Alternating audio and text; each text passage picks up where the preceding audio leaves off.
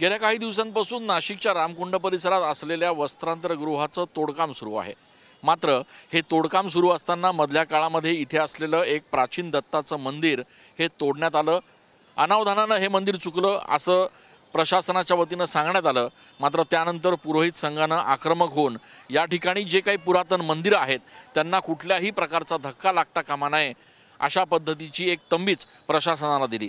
या सगळ्यानंतर अर्ध राहिलेलं जे तोडकाम आहे ते आता पुन्हा प्रशासनाने सुरू केलेलं आहे।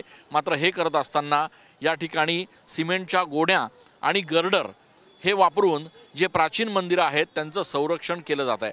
आपण दृश्यांमध्ये जर बघत असाल तर आपल्याला लक्षात येईल की या ठिकाणी एक प्राचीन गंगा गोदावरी मंदिर आहे, ज्या मंदिराच्या भोवती गर्डर आणि त्याचप्रमाणे सिमेंटच्या गोण्या लावण्यात आलेल्या आहेत आणि दुसरीकडे वर पत्रा देखील लावण्यात आलेला आहे, जेणेकरून जर हे तोडकाम पुन्हा सुरू झालं तर त्याचं कुठलंही नुकसान या प्राचीन गंगा गोदावरी मंदिराला होऊ नये।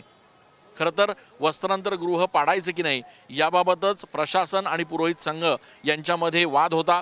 मात्र प्रशासनानं पुरोहित संघाचा विरोध झुगारून या ठिकाणी वस्त्रांतर गृह पाडण्यास सुरुवात केली। त्याची परिणिती अशी झाली की हे मंदिर पाडत असतानाच खाली असलेले छोटे मोठे पुरातन मंदिरं हे तोडण्यात आले।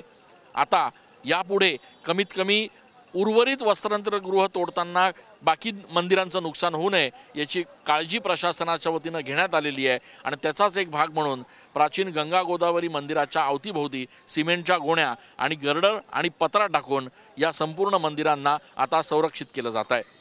कॅमेरा पर्सन खुशाल पाटीलसह मी चंदन पूजा अधिकारी TV9 मराठी।